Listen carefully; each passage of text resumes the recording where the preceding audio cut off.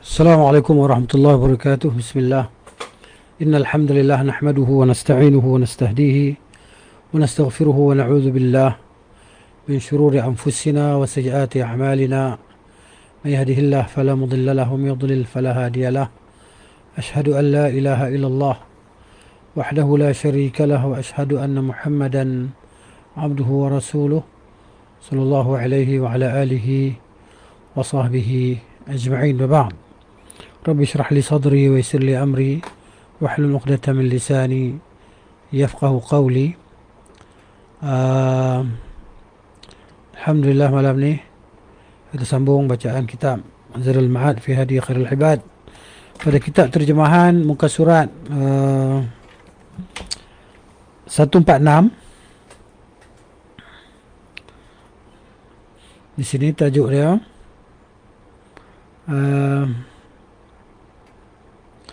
perbezaan pendapat tentang hukum isteri-isteri daripada anak susuan.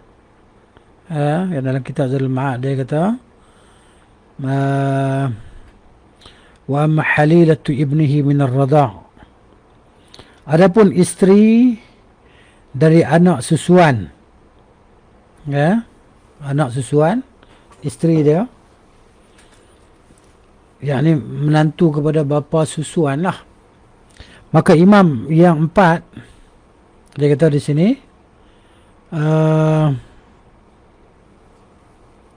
dan yang sependapat dengan mereka memasukkannya ke dalam cakupan firman Allah Ta'ala,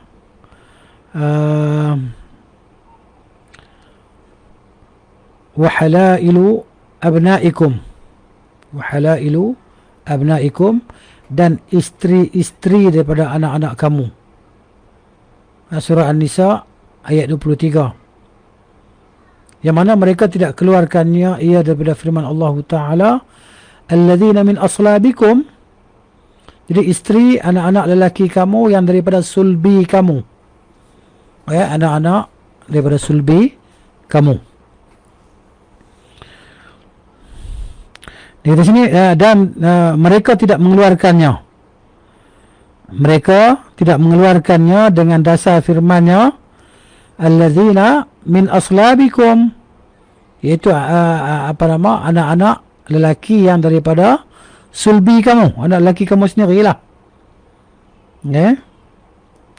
An-Nisa ayat 23. Mereka berdalil dengan sabda Nabi sallallahu alaihi wasallam, yuhramu min ar-radha'ati ma yuhramu min an-nasab. Hurrimu min ar-radha'i ma tuharrimuna min an-nasab. Diharamkan kerana penyusuan apa-apa yang diharamkan kerana nasab. Hurrimu, diharamkan, mereka diharamkan min ar-radha', daripada susuan, ma tuhramuna min an-nasab, apa yang kamu semua diharamkan daripada nasab, maksud keturunan, nasab. Nasab ni maksudnya daripada sulbi dia lah. Selain daripada nasab dia, boleh lah. Itu maksudnya. Qalu, mereka berkata, wa hadhil halilatu, mereka mengatakan isteri anak lelaki, isteri anak susuan ni, isteri kepada anak susuan. Maaf, dia kata qalu wa hadhil halilatu, dan isteri ini, menantu ini, tuhramu, diharamkan, idza kanat libnin nasab, apabila dia adalah anak isteri kepada anak nasab dia, sulbi dia, anak daripada sulbi dia, anak dia sendiri. Fatuhramu idza kana libni radha', maka diharamkan juga jika anak itu adalah anak susuan dia. Ini kata imam yang empat lah, ataupun jumhur ulama mengatakan begitulah. Walaupun ini terdapat sanggahan daripada beberapa ulama ilmu macam Syekhul Islam Ibn Taymiyah rahimahullahu ta'ala, dia kata tak, kan, dia kita tak jadi haram menantu susuan, sebab dia bukan daripada anak sulbi dia daripada anak susuan dia, kan. Gitu. Jadi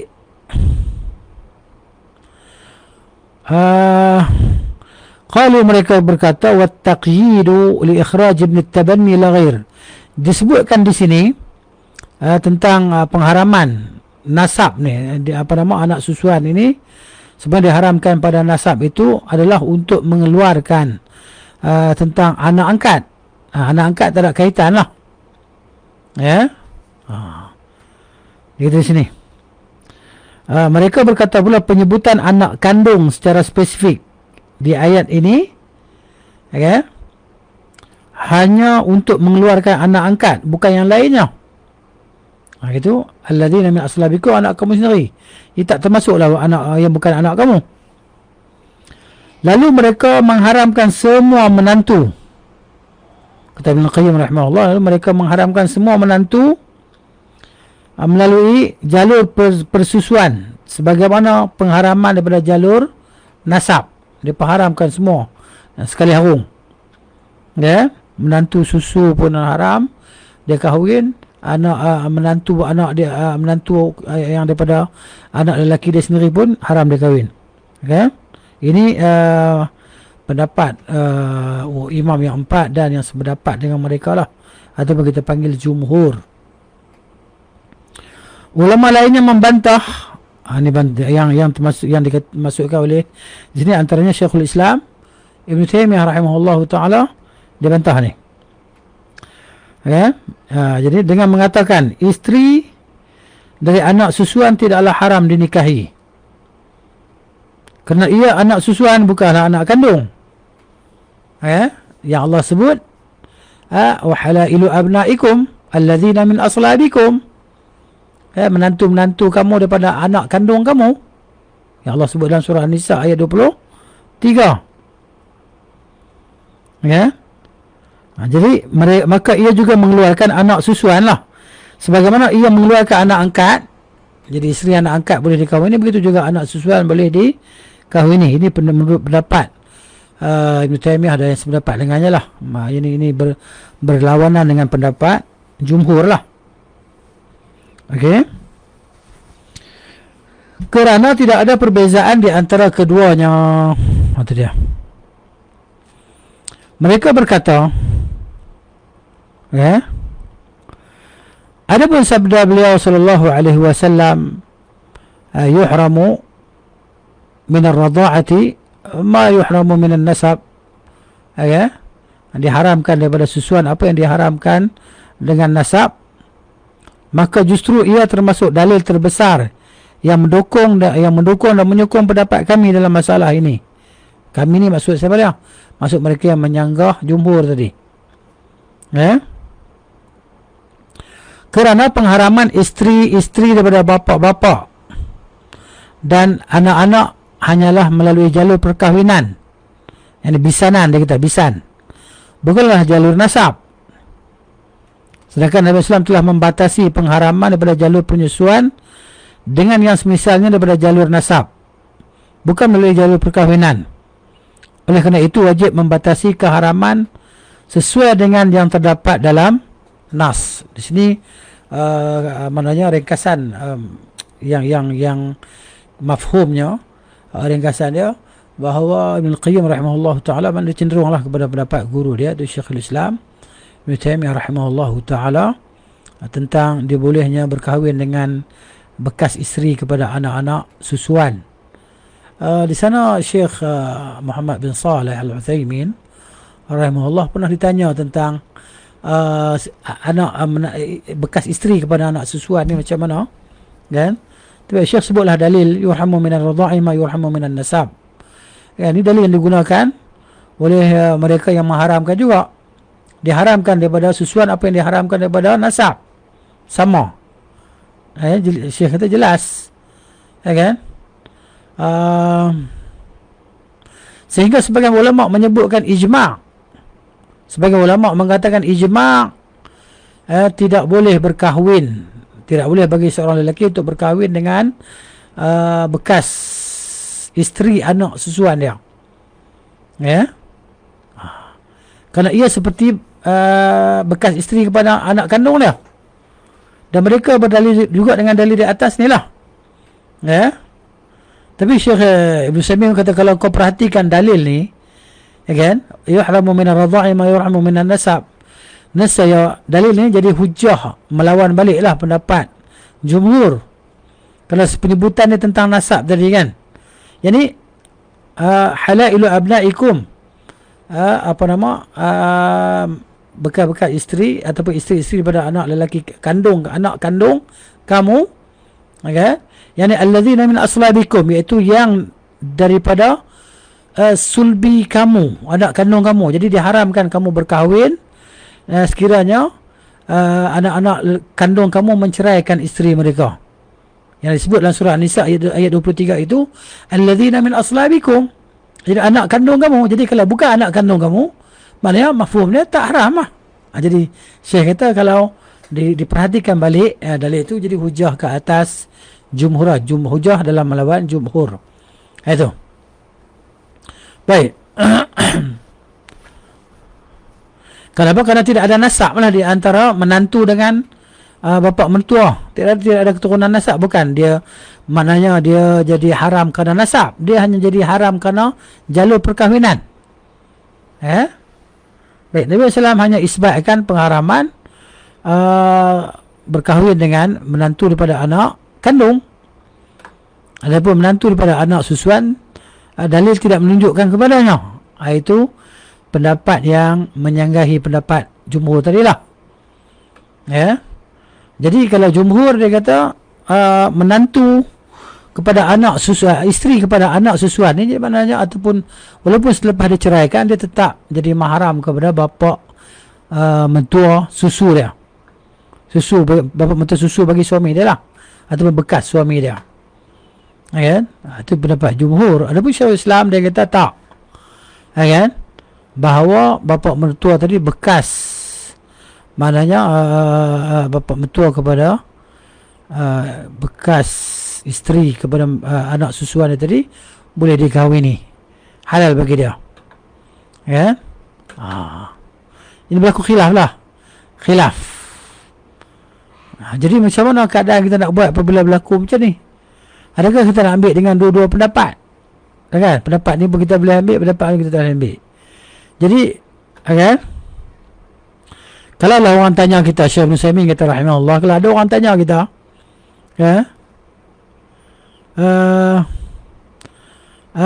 kalau macam tu boleh ke aku kahwin dengan bekas isteri kepada anak susu aku apabila diceraikannya? Maka Syekh kata, kita jawab iyalah. Tapi apabila tidak ada lagi lah orang wanita atas muka bumi ni, maka bolehlah kahwinlah dengan dia. Ya, Syekh kata kalau tak ada lah wanita di atas muka bumi ni untuk kamu kahwin ni, hanya dia seorang saja yang ada, kahwinlah. Kan? Lakin madama anna an-nisa ghairuha kathir, tapi selama mana wanita banyak lagi lah, ramai lagi orang perempuan selain daripada bekas menantu kamu, daripada anak susu kamu, kan? Tak payahlah nak kahwin dengan dia. Kan? Jadi begitu. Jadi maknanya berpegang dalam keadaan begini, berpegang dengan pendapat jumhur lebih ahwat lah, lebih baik. Ya. Jadi perkara ni bukan perkara yang mudah lah. Ya. Tapi ala kulli hal kita hanya baca berlaku khilaf dalam perkara ini. Ya. Tapi rasanya tak berlaku lagi kot. Ya kan? Tak berlaku lah lagi kan. Tapi ada khilaf lah tentang ini, khilaf yang mu'tabar insya-Allah, tetapi al-ahwat yang selamatnya, yang terbaiknya keluar daripada khilaf. Tak payahlah kahwin dengan menantu anak susu tadi kan, dengan bekas isteri kepada anak susuan kita tadi, tak payahlah. Ramai lagi wanita lain sebagaimana kata Syekh Ibn Utsaimin rahimahullah taala. Ada pun Syekh bin Baz rahimahullah ditanya soalan ni, maka dia jawab dengan ringkas kan, adakah haram? Maka ya, dia kata haram berkahwin dengan bekas isteri kepada anak susuan. Gitu. Ada pun Syekh Muslimin dia sebut dengan lebih luas lah. Sebenarnya disebut oleh Ibn Qayyim dalam kitab Zadul Ma'ad di sini yang kita baca pada malam ni. Itu kesimpulan daripada apa yang ditulis, diterjemah dalam perenggan ni lah. Kalau kita nak baca dengan memahami itu daripada satu kitab ni, mungkin agak susah kita nak faham. Tapi itulah dia kesimpulan kefahaman apa yang kita bacalah di sini. Okey, kemudian Mereka menambahkan, begitu pula penyusuan itu mirip dengan nasab. Masih lagi membahaskan perkara di atas. Karenanya dia mengambil sebahagian daripada hukum-hukumnya, iaitu masalah keharaman pernikahan dan mahram saja, tidak dalam masalah warisan, nafkah dan hukum-hukum nasab yang lain. Ya. Jadi tak termasuklah dalam nafkah ataupun pewarisan. Anak susu dia tidak mewarisi daripada bapa susuan dia. Begitu. Maka penyusuan adalah nasab yang lemah lah. Nasab yang lemah penyusuan ini. Kan bukan sebab apa? Sebab dia tak ada kaitan dengan sulbi tadi, tak. Dia kaitan hanya susuan saja. Sebab tu dia kata penyusuan adalah nasab yang lemah. Sehingga dengan sebab kelemahannya ini, ia mengambil sebahagian daripada hukum-hukum nasab, namun ia tidak cukup kuat untuk mengambil semua hukum nasab lainnya, dan ia lebih sesuai dengan nasab daripada perkahwinan. Maka bagaimana bisa penyusuan mengambil hukum perkahwinan sementara ia sendiri tidak bisa mengambil hukum-hukum perkara yang mirip dan serupa dengannya? Ini apa nama hujah yang disebut oleh Ibn Qayyim di sini rahimahullah taala sebagai menguatkan pendapat yang menyanggah bagi pendapat jumhur lah. Adapun hubungan perkahwinan dan penyusuan, maka tidak ada hubungan nasab di antara keduanya. Ya? Dan tidak pula yang serupa dengan nasab. Tidak sebagainya dan tidak pula kaitannya. Mereka mengatakan, seandainya pengharaman jalur perkahwinan benar-benar ada, tentu Allah dan Rasulnya telah menjelaskan dengan penjelasan sempurna, yang dengannya hujah akan tegak dan uzur terputus. Maka hanya dari Allah penjelasan. Kewajipan atas Rasulnya untuk menyampaikan sallallahu alaihi wasallam, dan kewajipan kita hanyalah berserah dan melaksanakannya. Inilah kesimpulan daripada masalah ini. Barang siapa yang berhasil menemukan hujah padanya, maka hendaknya dia memberitahukan dan menunjukkan kepadanya, kerana kami pasti akan mengikutinya dan akan berpegang teguh dengannya. Hanya Allah memberi taufik kepada kebenaran. Itulah dia kesimpulannya. Istafti qalbaka wa in aftaka an-nas. Tanyalah kecenderungan hati kita, walaupun orang memberi fatwa kepada kita lah. Ini berdasarkan pengetahuan ataupun ilmu. Baik, seterusnya kata Ibn Qayyim lagi rahimahullah ta'ala, faslun, dia kata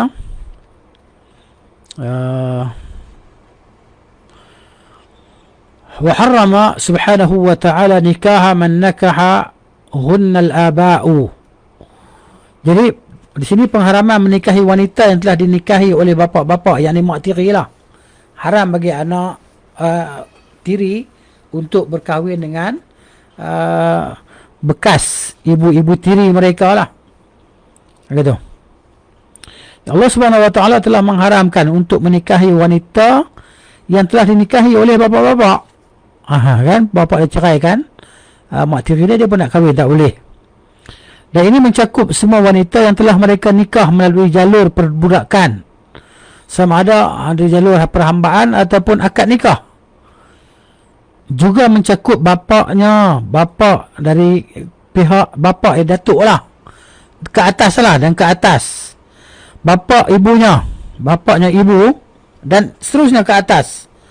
Kan di sini kan, pengecualian pada firman-Nya Allah Ta'ala kata illa ma qad salaf, kecuali apa yang telah terjadi pada masa lampau yang belum turun hukum lagi kan. Itu maknanya afallahu amma salaf lah, Allah maafkan apa yang telah berlalu. Jadi setelah turun ilmu, maka dah diketahui, maka tak boleh dilakukan. Jadi kalau buat dalam keadaan kejahilan tadi, belum tahu ada hukum dia, maka ada kemaafan lah, selama mana dia menuntut dan belajar lah.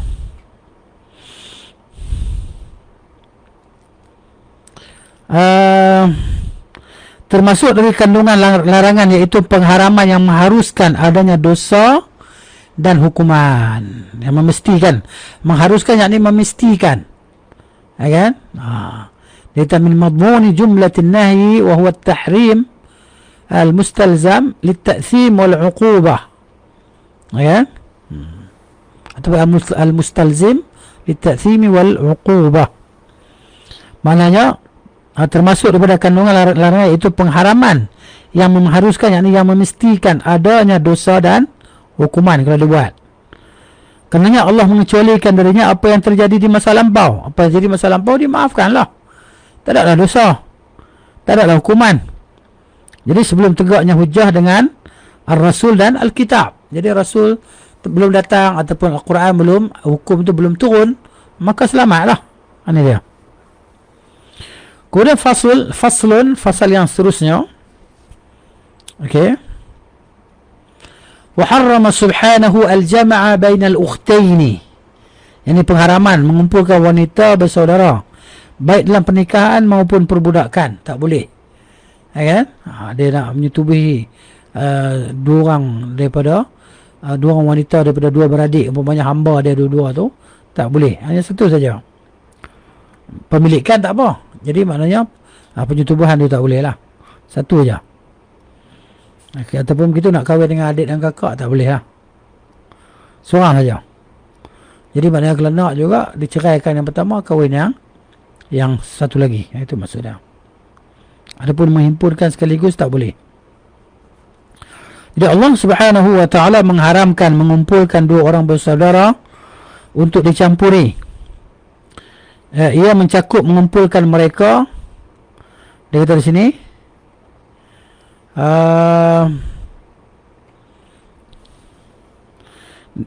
ia mencakup mengumpulkan mereka dalam akad nikah dan perbudakan, yakni perhambaan. Sama sekarang kita tak ada perhambaan, kita katakan gitu. Sama dengan wanita-wanita haram dinikahi yang terdapat dalam ayat. Demikian pendapat majoriti sahabat serta para ulama setelah mereka, dan inilah yang benar. Sekelompok ulama ada yang tawakuf, tidak menentukan sikap mengenai pengharaman mengumpulkan perempuan bersaudara untuk dicampuri melalui jalur perbudakan, kerana cakupan umum dalil yang mengharamkannya bertentangan dengan makna umum firman Allah Subhanahu wa taala. Ada firman Allah taala di sini, Allah kata a'udzubillahi minasyaitonir rajim, walladzina hum li furujihim hafizun illa ala azwajihim aw ma malakat aymanuhum fa innahum ghairu malumin. Di sini dan orang-orang yang memelihara kemaluan mereka kecuali terhadap isteri-isteri mereka atau budak-budak yang mereka miliki, maka sesungguhnya mereka dalam hal ini tiada tercela. Surah Al-Ma'arij ayat 29 dan 30.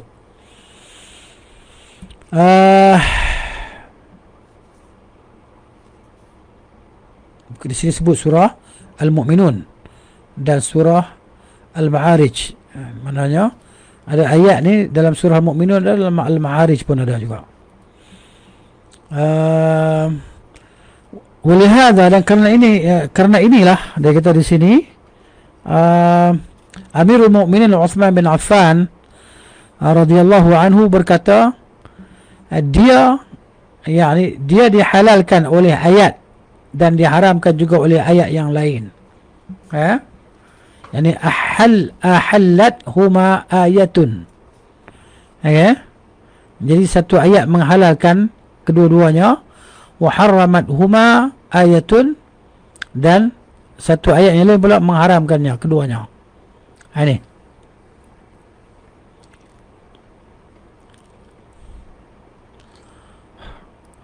dia kata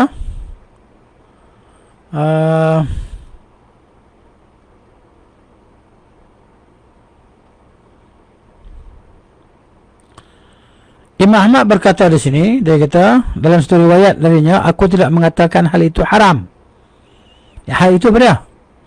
Mengumpulkan dua beradik hamba tadi, lalu disetubuhi oleh tuannya, dua-dua tadi, yang adik pun disetubuhi oleh tuan dia, kakak pun disetubuhi oleh tuan dia. Di sini aku tidak mengatakan hal itu haram, akan tetapi kami melarangnya, dia kata. Dia antara pengikut beliau ada yang menjadikan pendapat yang membolehkan sebagai salah satu riwayat daripada beliau, tetapi yang benar beliau tidak membolehkannya. Hanya saja beliau beradab dengan sahabat sehingga tidak mahu menghukumi dengan kata haram sesuatu yang Uthman sendiri tawakuf padanya, radhiyallahu anhu. Akan tetapi beliau hanya mengatakan kami melarangnya.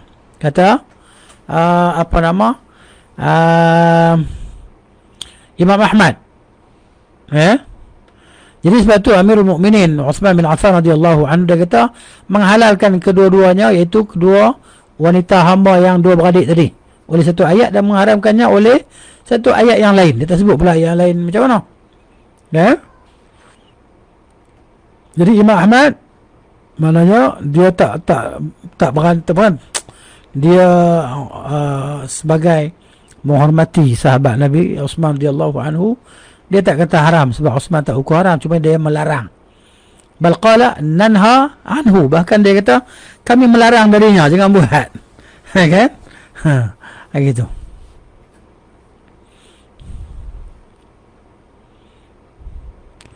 Walladzina jazamu bitahrimihi, dan orang-orang yang menjazamkan, mengatakan dengan pasti pengharaman itu, warajjahu ayat at-tahrim min wujuh, dan mereka mentarjihkan kan ayat-ayat pengharaman itulah dengan beberapa cara lah, min wujuh, dengan beberapa wajah, beberapa cara.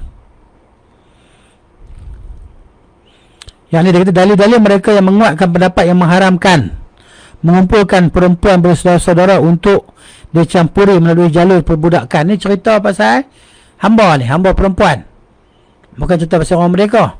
Cerita pasal orang mereka jelas.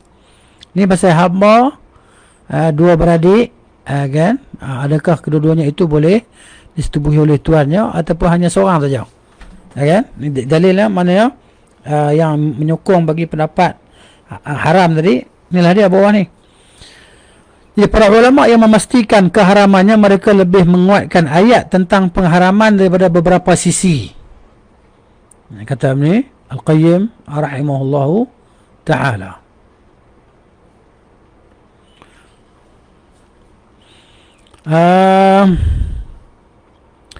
Pertama,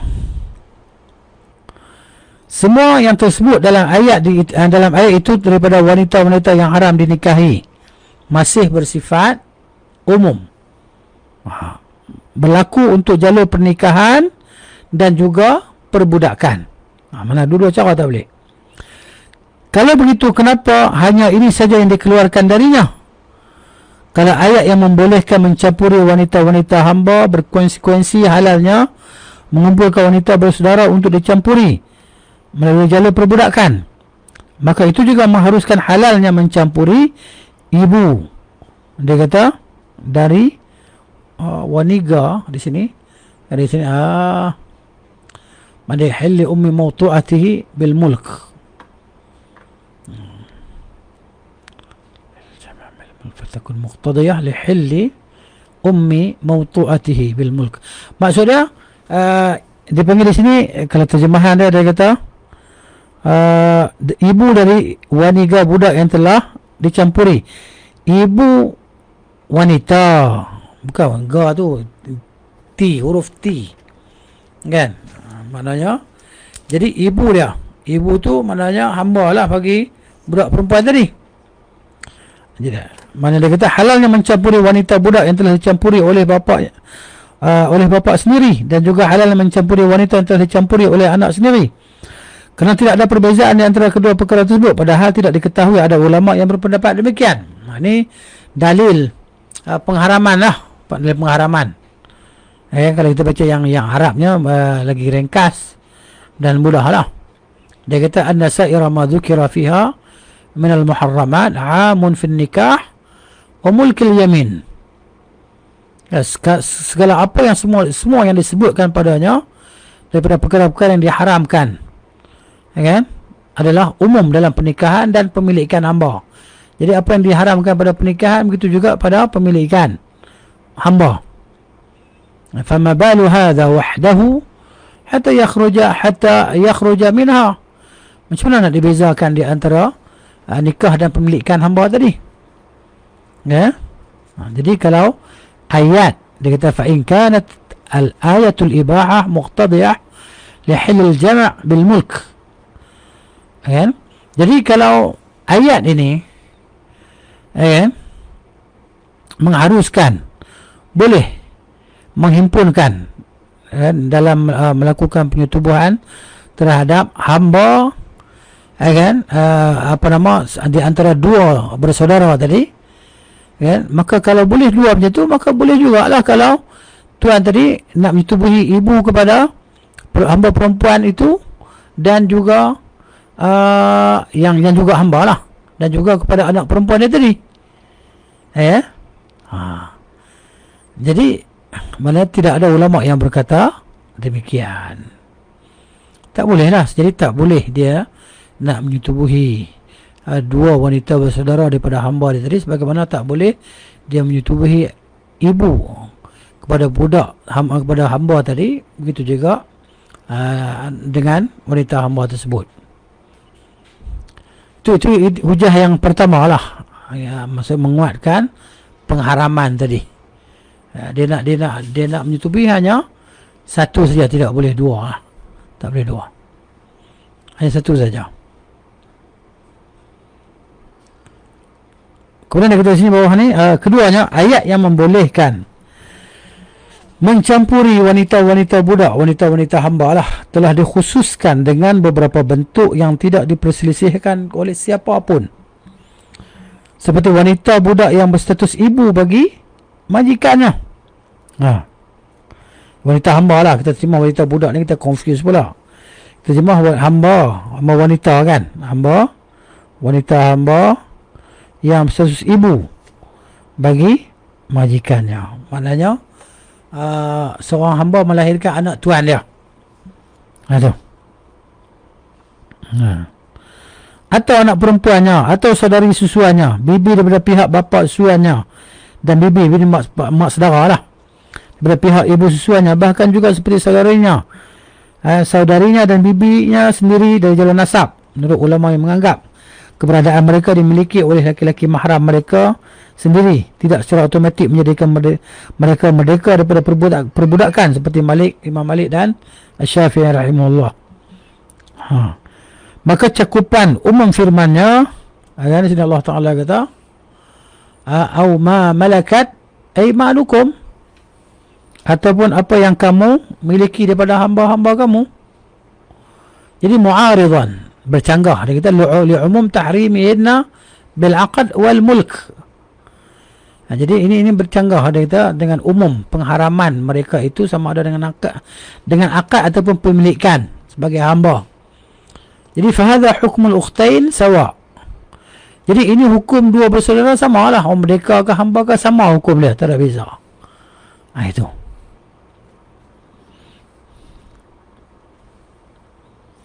Dia kata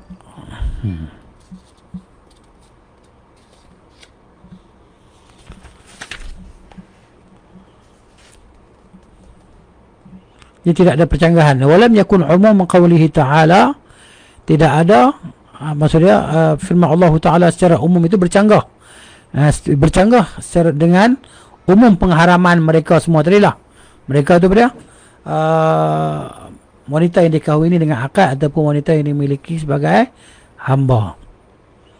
Tidak ada percanggahan lah. Kemudian di sini dia kata yang ketiga, penghalalan mencampuri budak pada ayat di atas tidak lebih dari sekadar penjelasan sisi kehalalan serta sebabnya, tidak menyinggung, ini tidak menyentuh masalah syarat-syarat halalnya, dan tidak pula menghalang, dan tidak pula penghalang-penghalang kehalalannya. Sementara dalam ayat tentang wanita-wanita haram dinikahi terdapat penjelasan mengenai penghalang-penghalang kehalalan bagi dari segi nasab, penyusuan, perkahwinan dan selainnya. Maka tidak ada kontradiksi sama sekali di antara keduanya. Kalau tidak, maka semua tempat yang disebutkan padanya syarat kehalalan dan penghalangnya akan bertentangan dengan dalil yang menghalalkan secara umum. Dan ini tentu saja adalah kebatilan. Tak betul lah. Bahkan ia adalah penjelasan yang belum disinggung, disinggung maksudnya belum diisyaratkan, boleh ditunjukkan oleh dalil penghalalan baik berupa syarat-syarat maupun penghalang-penghalangnya. Jadi ayat dia di sini kalau kita baca pun macam berbelit-belit kan, kurang nak faham lah. Kalau ikut kesimpulan ni memang Ini semua dalil yang menunjukkan haram. Maknanya disatukan, ditubuhi ataupun apa nama, dua wanita hamba yang bersaudara. Dia nak cerita tu ya sebenarnya, berjela-jela kan, dan terjemahannya pun berbelit-belit kan.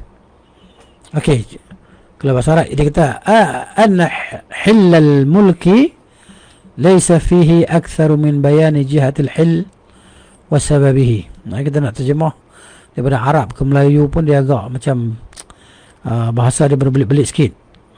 Penghalalan, pemilikan. Anna hillal mulki.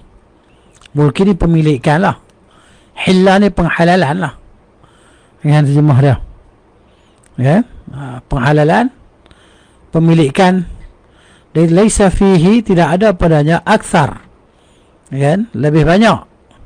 Min bayan, daripada penjelasan jihatul hil, jihah ataupun sudut penghalalan dan sebab sebab halal tu lah. wala ta'arruda fihi li syurutil hil, yang tidak ada apa nama dia kata, ta'arud ni maksudnya wala ta'arruda, bukan, tidak ada pembentangan lah. Terjemah macam mana susah dalam bahasa kita ni kan. Sebab tu dia terjemah dalam bahasa Malaysia pun kita nak baca pun kita macam susah nak faham. Okay? Wala ta'arud, tidak ada percanggahan. Ta'arud ni tidak percanggahan lah. Fihi, padanya li syurutil hil, pada syarat-syarat penghalalan, wala li mawani', dan begitu juga tidak pada perkara yang menghalangnya. Wa ayatut tahrim, dan ayat-ayat, wa ayatut tahrim, dan ayat yang mengharamkannya, pada yang mengharamkan padanya, bayan, ialah menjelaskan segala yang menghalang ataupun yang menegah penghalalan itu daripada sudut nasab dan susuan, wasihr, dan jalur perkahwinan dan selainnya. Fala ta'arudha bainahuma, albatta ada percanggahan di antara keduanya. Wa illa kana kullu mawdi' dhukira fihi syartul hil, ya, wa mawani'ihi mu'aradan li muqtadal hal, wa hadha batil qat'an. Jadi kesimpulan kita nak cerita macam mana? Nak cerita bahawa ini dalil yang menguatkan haramnya menghimpunkan di antara dua wanita hamba bersaudara tadi untuk disetubuhi oleh tuan dia lah. Itu maksud dia. Yang cumanya dia disebut ayat-ayat perkataan sini agak berbelit lah kita nak menterjemahkannya. Kalau kita baca terjemahan pun sendiri pun saya rasa susah kan, nak menjiwai ataupun nak memahaminya kan. Mungkin ada yang boleh faham. Itu hujah yang ketiga lah. Hujah yang keempat pula di sini, dia kata, kita masih dalam poin ni lah. Poin ni dia kata ni, okay? Haram mengumpulkan perempuan bersaudara untuk dicampuri melalui jalur perbudakan. Ini poin dia. Dan ini hujah-hujah dia yang nak bagi, nak kuatkan poin sini lah. Okey, sama ada kita faham ke tak faham ke, itulah dia hujah dia. Dia kata yang keempat, seandainya boleh mengumpulkan dua wanita budak, dua hamba lah, dua hamba perempuan yang bersaudara untuk dicampuri, kalau boleh, dia kata sini terjemahan kita ringkas, kalau boleh, seandainya boleh, kalau lah dibolehkan, nescaya boleh juga mengumpulkan antara ibu dengan anaknya. Ini kita boleh faham mudah.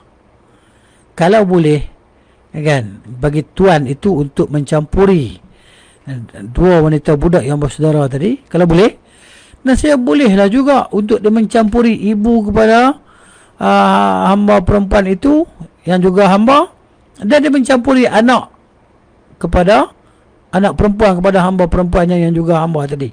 Kalau tuan tu bolehlah, dia kata. Kerana teks pengharaman meliputi kedua kes di atas, kan? Tak boleh mencampurkan antara ibu, antara hamba, yang mana hamba itu ada daripada ibu dan anak perempuan dia. Tak boleh. Sama juga mencampurkan dua beradik daripada wanita hamba tadi untuk dicampuri ataupun disetubuhi. Tu asal boleh faham kot, walaupun ayat dia berpusing-pusing kan. Sebenarnya hakikatnya penterjemahan ni pun dia nak penterjemah ni dia nak terjemah pun sebab ayat bahasa Arab ni kan dia macam berbelit-belit sikit, nak kena menjiwai betul-betul perkataan ataupun ayat, jumlah ayat bahasa Arab tadi untuk kemudian diterjemah bebas, diterjemah dengan terjemahan bebas, secara ringkas dan bebas, baru orang boleh faham. Kalau kita baca sendiri kita boleh faham, tapi nak cerita balik jadi macam berbelit-belit. Kita kena cuba untuk ringkaskan terjemahan supaya yang mendengar itu dia boleh faham lah, kan? Tapi perenggan yang ini saya rasa lebih mudah daripada perenggan yang sebelumnya, yang ketiga tu kan berbelit-belit. Ini dia. Kemudian kita kemudian bolehnya mencampuri wanita-wanita budak bila mencakup pembolehan mengumpulkan perempuan bersaudara untuk dicampuri. Maka mencakup juga pembolehan mengumpulkan seorang wanita dan anaknya untuk dicampuri melalui jalur perbudakan. Jadi ayat ni seolah-olah diulang ayat yang sebelumnya lah. Ya? Jadi kesimpulan dia tak boleh lah. Haram lah. Ya kan? Setubuhi mak, lepas tu setubuhi anak dia daripada hamba tadi. Ataupun setubuhi kau, kemudian setubuhi adik daripada hamba tadi. Haram lah, tak boleh. Itu kesimpulan dia. Yang kelima, bahawa Nabi SAW bersabda, man kana yu'minu billahi wal yawmil akhir fala yajma' ma'ahu fi rahimin ukhtaini. Hadis umum. Okey. Cumanya di sini kalau kita baca footnote bawah tu kan, kata Syekh Na'ud, kami tidak menemukan hadis ni lah. Dibawakan oleh pengarang Al-Hidayah daripada mazhab Al-Hanafiyah. Az-Zala'i berkata dalam Nasbur Rayah, hadis gharib, yang dia maksud dengan istilah ini gharib adalah bahawa dia tidak menemukannya, sebagaimana diingatkan oleh Al-Hafiz Qutlu Bugha dalam muqaddimah Maniyat Al-Ma'i. Al-Bukhari dan Muslim meriwayatkan daripada hadis Ummu Habibah, dia berkata, wahai Rasulullah, nikahilah saudaraku. Beliau bersabda, apakah kamu menyukai hal itu? Dia menjawab, ya, lagi pula aku bukanlah satu-satunya isterimu, dan aku mahu kalau orang yang menyamaiku dalam kebaikan adalah saudariku. Maka beliau bersabda, tidak halal bagiku. Nabi kata tidak halal bagiku sallallahu alaihi wasallam. Baik. Jadi yang kelimanya digunakan hujah dan dalil ni lah. Tidak diragukan bahawa pengumpulan air mani sebagaimana bisa terjadi pada akad nikah, maka bisa juga terjadi pada penghambaan. Sementara keimanan melarang hal itu. Habis itu masuklah fasal yang seterusnya. Pengharaman mengumpulkan dalam pernikahan seorang wanita dengan bibinya, jadi mak saudara dia, mak saudara sebelah ayah atau mak saudara sebelah ibu. Tak boleh kahwin dengan anak saudara, tak boleh kahwin dengan mak saudara, tak kira belah ayah ataupun belah ibu. Ya, Rasulullah SAW menetapkan haramnya mengumpulkan seorang wanita dengan bibinya dari pihak bapa, mak saudara dia, dan seorang wanita dengan bibinya daripada pihak ibu, haram. Pengharaman ini diambil dari pengharaman mengumpulkan perempuan bersaudara dalam pernikahan, akan tetapi dengan metod yang sangat halus. Apa yang Rasulullah SAW haramkan sama seperti apa yang Allah haramkan, akan tetapi ia disimpulkan daripada indikasi Al-Quran, yang daripada petunjuk Al-Quran, yang mustanbat min dilalati Al-Kitab, diambil istinbat daripada dalil Al-Quran. Jadi antusias para sahabat untuk menyimpulkan hadis-hadis Al-Quran, ya? Jadi sahabat-sahabat ni begitu bersemangat dan bersungguh-sungguh lah, kan? Untuk istinbat, mengambil melakukan istinbat hadis Rasulullah SAW daripada Al-Quran, gitu. Kata Ibn Qayyim rahimahullah, wa kana as-sahabah radhiyallahu anhum ahrasa syai'in ala istinbat ahadithi Rasulullah sallallahu alaihi wasallam min Al-Quran, wa man alzama nafsahu dhalika wa qara'a babahu wa wajaha qalbahu ilayhi wa a'tana bihi bi fitratin salimatin wa qalbin dhakiyin ra'a as-sunnata kullaha tafsilan lil Quran. Kata Ibn Qayyim rahimahullah, wa tabyinan لدلالته وبيانا لمراد الله منه وهذا أعلى مراتب العلم فمن ظفر به فليحمد الله ومن فاته فلا يلومن إلا نفسه وهمته وعجزه. Maksud dia kata di sini rahimahullah, para sahabat radhiyallahu anhu sangat antusias ni, bersemangat, bersungguh-sungguh untuk memetik hukum hadis-hadis Rasulullah sallallahu alaihi wasallam dari Al-Quran. Dan barang siapa yang mengharuskan dirinya dengan hal itu, mengetuk pintunya, mengarahkan hatinya kepadanya serta memerhatikannya dengan fitrah yang selamat dan hati yang cerdik, nescaya dia akan mendapati semua sunnah beliau adalah perincian terhadap Al-Quran. Ya? Jadi hadis amat diperlukan oleh Al-Quran. Al-Quran tak akan dapat kita amalkan. Al-Quran kita tak akan dapat fahami dia dengan terperinci, melainkan dengan huraian daripada hadis Nabi sallallahu alaihi wasallam. Ini dia. Jadi memerhatikan dengan fitrah yang selamat dan hati yang cerdik, nescaya dia akan mendapati semua sunnah beliau sallallahu alaihi wasallam adalah perincian daripada Al-Quran. Keterangan bagi indikasinya, petunjuknya, dan penjelasan akan keinginan Allah, kehendak Allah darinya. Inilah martabat ilmu yang tinggi. Kerananya barang siapa yang berhasil mendapatkannya, maka hendaknya ia memuji Allah. Dan barang siapa yang luput darinya, maka janganlah ia mencela kecuali dirinya sendiri, semangatnya kurang dan kelemahannya. Kemudian kata Ibn Qayyim lagi rahimahullahu ta'ala, dan dari pengharaman mengumpulkan antara wanita bersaudara serta antara seorang wanita dengan bibinya, baik daripada pihak bapa maupun pihak ibu, untuk dicampuri, dipetik satu kesimpulan bahawa kalau ada dua orang wanita yang mempunyai hubungan kekerabatan, seandainya salah satunya adalah laki-laki, maka dia akan menjadi mahram bagi yang lainnya. Maka diharamkan untuk menggabungkan antara keduanya, dan tidak ada satu pun bentuk yang terkecualikan daripada hukum ini. Kalau keduanya tidak mempunyai hubungan kekerabatan, maka tidak diharamkan mengumpulkan keduanya dalam pernikahan. Ini dua wanita lah dalam pernikahan.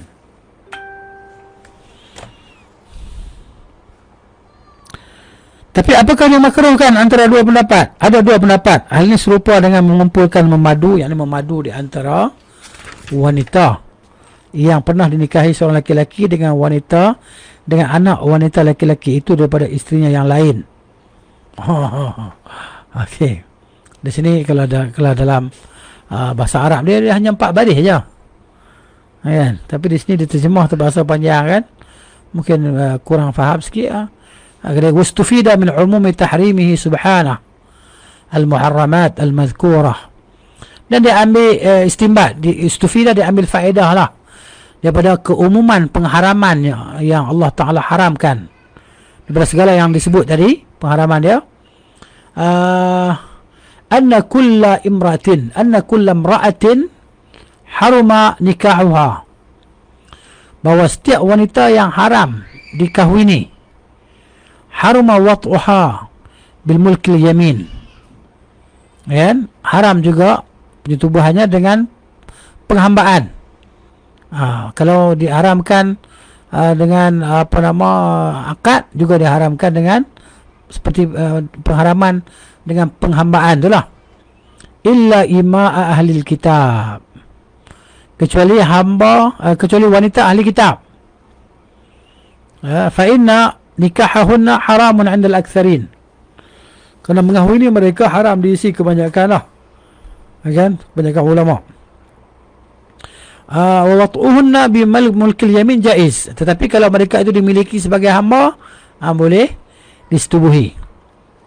Wa sawwa Abu Hanifah bainahuma, Abu Hanifah dia menyamakan antara wanita merdeka daripada ahli kitab dan wanita hamba lah daripada ahli kitab.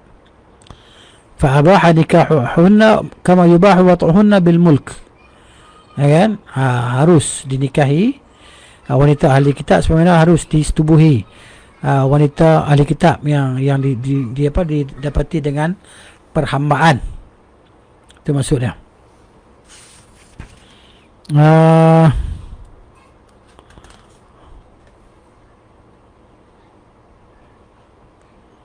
Okey, itu yang kita belum baca lagi. Itu perenggan bawah, perenggan di atas ni.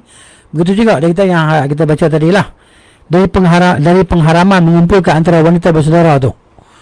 Dia kata wastufida min tahrimil jama' bainal ukhtain wa bainal mar'ah wa ammatiha. Dapat dia difahami, dia kata, daripada pengharaman menghimpunkan di antara dua wanita bersaudara dan seorang wanita dengan ibu saudaranya, ya, sebelah ayah ataupun sebelah mak, kan, bahawa setiap di antara dua wanita itu, di antara mereka berdua tu ada hubungan kekerabatan, ya, ya.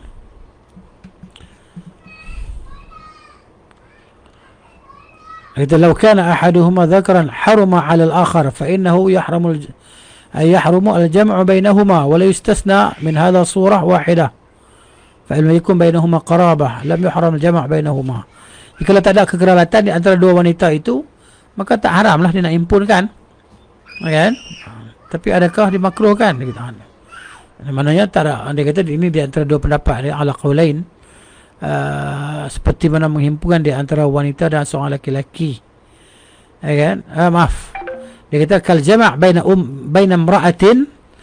imra'ati rajulin, kan, wa ibnatihi, ya, min ghairiha, sebagaimana seorang ni dia kahwin dengan bekas isteri kepada seorang laki-laki, kemudian dia kahwin juga dengan anak perempuan laki-laki tersebut daripada isteri lain, isteri yang lain. Maknanya ini ada dua pendapat lah, ada dua pendapat. Gitu. Wahal yukrah, adakah dimakruhkan? Dia kata ala qaulin, berada di atas dua pendapat. Itu susah kalau kita nak baca terjemahan, lepas tu kita nak fahamkan dengan detail, ada susah sikit lah. Kemudian kalau kita cuba baca yang terjemahan ni, perenggan paling bawah, dia kata dari pengharaman mengumpulkan antara wanita bersaudara, kita baca tadi kan, serta antara seorang wanita dengan bibinya, ini bapa saudaranya, dengan mamak saudara, ibu saudara dia, sama ada sebelah ayah ataupun sebelah ibu, dipetik satu kesimpulan, dapat diambil satu kesimpulan bahawa kalau ada dua orang wanita yang mempunyai hubungan kekerabatan, okey, seandainya salah satunya adalah laki-laki, maka ia akan menjadi haram bagi yang lainnya. Maka diharamkan untuk menggabungkan antara keduanya, dan tidak ada satu bentuk yang terkecualikan daripada hukum ini. Kalau keduanya tidak mempunyai hubungan kekerabatan, maka tidak diharamkan mengumpulkan keduanya dalam pernikahan. Ayat ni macam pelik, ya? Macam pelik sikit, kan? Penyebutan tentang laki-laki tu, ada kata, sebab yang perenggan yang pertama tu, jumlah ayat yang pertama tu kita dah faham, dapat diambil daripada pengharaman menghimpunkan antara dua saudara perempuan, begitu juga menghimpunkan di antara seorang perempuan dan ibu saudaranya, tak kiralah belah ayat sebelum dapat difahami, diambil istifadah bahawa setiap orang, setiap daripada dua perempuan itu yang ada hubungan kekerabatan di antara mereka berdua, lau kana ahaduhuma, dia kata kalau seorang daripada mereka berdua itu laki-laki, ada yang susah nak kita faham. Haruma 'alal akhar, jadi haram ke atas yang seorang lagi. fa innahu yuhramu al-jam'u bainahuma, diharamkan menghimpunkan di antara keduanya. Wallahu a'lam. Wallahu a'lam. Cumanya di sini kesimpulan di sini kalau disebut dia kata tahrim nikah imra'ah yang diharamkan mengahwini seorang wanita, ya, yahrumu wat'uha bimulkil yamin. Maknanya sama, dia kata haram menikahi wanita yang merdeka, menghimpunkan antara wanita merdeka dalam perkahwinan sama dengan pemilikan. Maknanya untuk menyetubuhi wanita, dua wanita dalam yang bersaudara dalam pemilikan. Dia kata di sini. Kalau peringkat bawah tu dia kata kecuali ahli kitab di sini. Ada beza sikit ahli kitab. Sebab ada sebahagiannya tidak membenarkan menikahi wanita ahli kitab. Wallahu a'lam. Wallahu a'lam. Kena pergi kepada penjelasan yang lebih detail lah. Ya. Sebab terjemahan ni pun kalau kita baca, saya rasa wallahu a'lam yang ada di sini pun susah nak bagi penjelasan lah. Okey. Sebab penyebutan tentang seandainya salah satunya adalah laki-laki, maka ia akan menjadi mahram bagi yang lainnya. Jadi penyebutan lelaki itu tak tahu macam mana nak berjelaskan. Okey, di sini kita pergi kepada jumhur lah. Jumhur ni kebanyakan ulama ihtaju alaihi, mereka berhujah. Dan kita di sini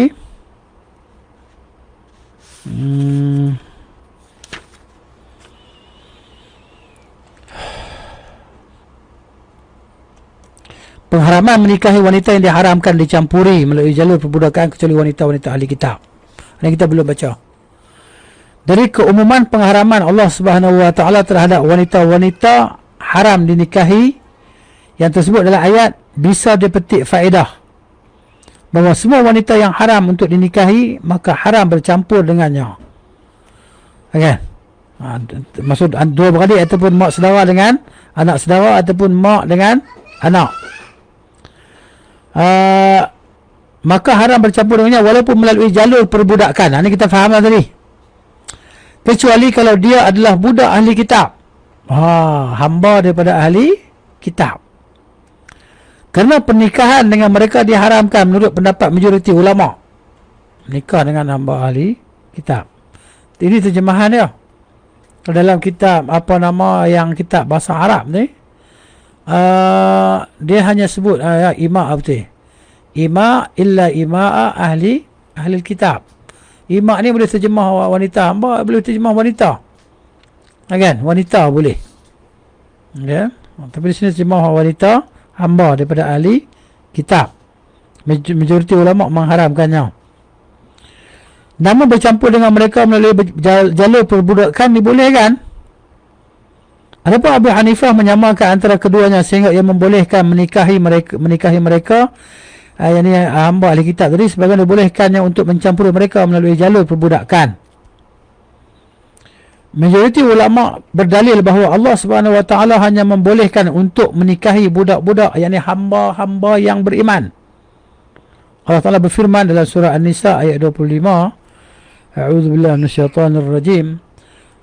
ومن لم يستطع منكم طولا أن ينكح المحصنات المؤمنات فمما ملكت أيمانكم من فتياتكم المؤمنات والله أعلم بإيمانكم. Maksudnya, dan barang siapa di antara kamu ini orang merdeka yang tidak cukup perbelanjaannya untuk mengahwini wanita merdeka lagi beriman, ia boleh mengahwini wanita yang beriman daripada budak-budak hamba-hamba yang kamu miliki. Allah mengetahui keimanan kamu. Dan Allah Ta'ala berfirman lagi, Allah kata dalam surah Al-Baqarah ayat 221, A'udzubillahi minasyaitonirrajim, wa la tankihul musyrikati hatta yu'min. Ya, dan janganlah kamu menikahi wanita-wanita musyrik sebelum mereka beriman. Allah membolehkan hal itu khusus terhadap wanita-wanita merdeka ahli kitab, sehingga yang berstatus sebagai budak, sebagai hamba di antara mereka tetap hukumnya haram. Umar radhiyallahu anhu dan selainnya daripada para sahabat memahami bahawa wanita-wanita ahli kitab termasuk dalam ayat Al-Baqarah ini. Dia berkata, aku tidak mengetahui ada kesyirikan yang lebih besar daripada seseorang yang mengatakan Al-Masih Isa adalah sembahannya. Lagi pula hukum asal pada kemaluan adalah haram, sementara yang dibolehkan hanyalah menikahi budak-budak yang telah beriman. Maka selain dari mereka tetap berada pada asal pengharaman, dan pengharaman mereka ini bukan kesimpulan daripada makna tersirat, artinya ni mafhum. Kan? Bukan mafhum dia kata di sini. Wallahu ta'ala a'lamu bis-shawab. Kemudian perkara-perkara yang dapat dipetik daripada ayat tentang wanita-wanita haram dinikahi. Kata Ibn Qayyim Muslim rahimahullah, dari susunan ayat tersebut dan indikasinya maksudnya isyarat yang ditunjukkan, bisa dipetik faedah bahawa semua wanita yang haram kita nikahi, maka anaknya juga haram bagi kita. Itu kesimpulan lah. Kecuali anak perempuan, bibi, maknanya sepupu lah. Sepupu. Daripada pihak bapa atau pihak ibu. Maknanya kita boleh kahwin dengan sepupu kita lah. Kemudian anak perempuan, maknanya isteri yang ni dah haram dikahwin lah, isteri anak kita, menantu kita, menantu anak kandung kita, isteri kepada anak kandung kita, anak perempuan isteri bapa kita. Dia kata di sini, maka anak juga haram bagi kita, kecuali anak perempuan bibi daripada pihak bapa, kan, atau pihak ibu, anak perempuan maknanya isteri kepada anak kita, anak perempuan yakni isteri kepada bapa kita, dan anak perempuan ibu, ini anak perempuan ibu daripada isteri kita, mak mentua lah. Begitu pula semua kerabat adalah mahram, kecuali 4 orang yang tersebut dalam surah Al-Ahzab. Mereka adalah puteri-puteri daripada paman-paman, maksudnya sepupu-sepupu lah, kan? Sama ada anak pak saudara kita ataupun anak mak saudara kita, mereka itu maknanya boleh dikahwini lah. Itu maksud dia, itu kesimpulan dia lah, ya. Dan seterusnya faslun, pasal persoalan yang terjadi dalam pengecualian wanita budak, yakni hamba perempuan, dari pengharaman menikahi wanita-wanita yang wanita-wanita yang beristeri. Silap ni, silap terjemahan. Dah kita susah nak faham, ni dia terjemah pun silap juga. Mana wanita-wanita yang beristeri, kan? Okey, yang Arabnya dia kata, kan, wa mimma harramahun nas. Okey, dan daripada apa yang diharamkan oleh nas, nikahul muzawwajat, menikahi wanita-wanita yang sudah bersuami, kan? Itu diharamkanlah kita mengahwini wanita yang bersuami.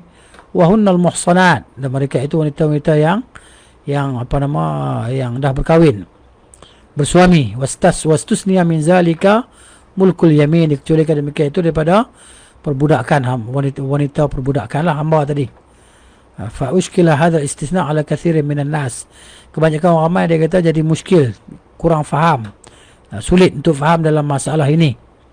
Fa innal amatal muzawwajata, kerana sungguhnya hamba perempuan yang bersuami, yang ada suami, yahrumu watuha ala malikiha, diharamkan oleh tuannya untuk menyetubuhinya sebab dia bersuami.